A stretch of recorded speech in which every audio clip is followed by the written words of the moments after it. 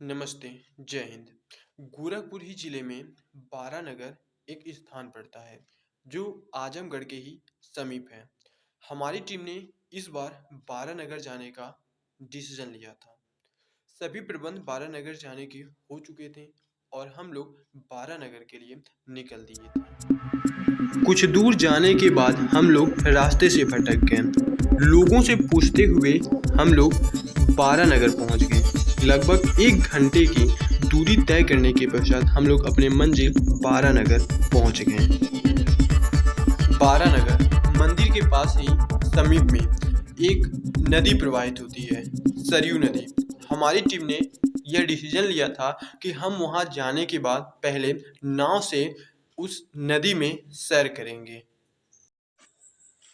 हमें जो जानकारी मिली थी उसके मुताबिक नदी का जल स्तर कम है, लेकिन जब हम लोग अपनी आंखों से स्वयं देखें तो ऐसा लगा मानो कोई सामने समुद्र है और पूरी तरीके से जल से भरा हुआ है।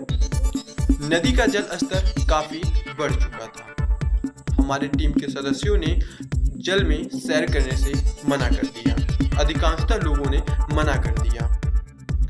कुछ देर सोच विचार करने के बाद हमारे टीम के सभी सदस्य नदी में नाव से सैर करने के लिए तैयार हो गए। फिर क्या था, हम लोगों ने एक किराए पर नाव ली और नदी में सैर करने के लिए चल दिए। कुछ समय बीत जाने के बाद नाव वाले ने हमें बताया कि 2 दिन पहले यहाँ पर 2 युवकों की नहाते समय मृत्यु हो गई। प्रशासन ने उनकी लाशें खोज निकाली, लेकिन इस नदी पर अभी तक सुरक्षा की दृष्टि से कोई भी पुख्ता इंतजाम नहीं किया गया है। कुछ और समय बीता तो हमें सामने एक टापू जैसा नदी के बीचों बीच जमीन दिखाई दी। अब इस समय हम लोग एक ऐसे स्थान पर पहुंच गए थे जहां भूमि का कुछ टुकड़ा नदी के पानी से डूबने से बचा हुआ था। हम लोगों ने नाव को रोककर यहाँ पर उतर गए और कुछ समय यहाँ पर घूमे टहले। यह स्थान ऐसा लग रहा था जैसे कोई टापू हो। चारों तरफ केवल नदी का जल ही जल था। यहाँ से खड़ा होकर देखने पर जैसे समुद्र की भांति ही लग रहा था। यहाँ पर हमारे कुछ टीम के कुछ सदस्य उतरे और यहाँ हम लोग घूमे टहले, इस पल का आनंद उठाएं।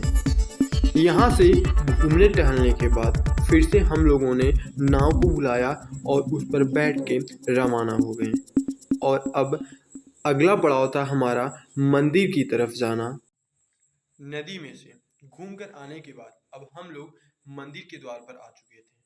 पिछले 3 साल पहले हम इस मंदिर में आए थे, जो कि हमें काफ़ी अच्छा लगा था और आज फिर ऐसा ही शुभ अवसर मिला है मुझे इस मंदिर पर आने के लिए। कहा जाता है कि माता जी का दर्शन वही पाता है जिसको माता जी अपने दरबार में बुलाती हैं, और ऐसा यह शुभ अवसर मुझे यहाँ प्राप्त हुआ है माता जी की कृपा से।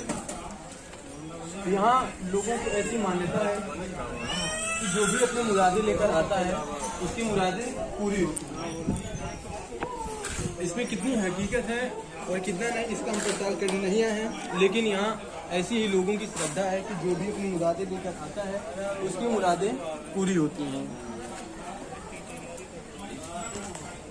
और हम अपने कैमरामैन रवि यादव जी से कहेंगे कि आप इस कैमरे के माध्यम से हमारे दर्शकों को माता जी का दर्शन कराएं।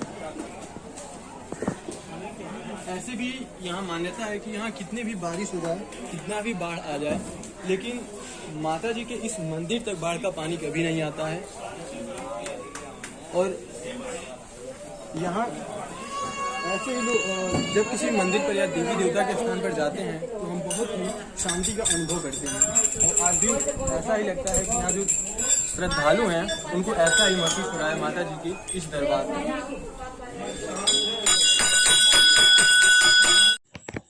मंदिर के सेविका से बात करने पर पता चला कि नवरात्रि के समय यहाँ पर काफ़ी भीड़ रहती है और चहल पहल रहती है। यहाँ काफ़ी अधिक श्रद्धालुओं का आना जाना रहता है हमेशा। हमने अपनी टीम के उन लोगों से भी बात की जो पहले यहाँ पर आ चुके थे। उनका भी कहना था कि यहाँ पर जो भी आता है अपनी मुरादें लेकर, माता उनकी मुरादें अवश्य ही पूरी करती हैं।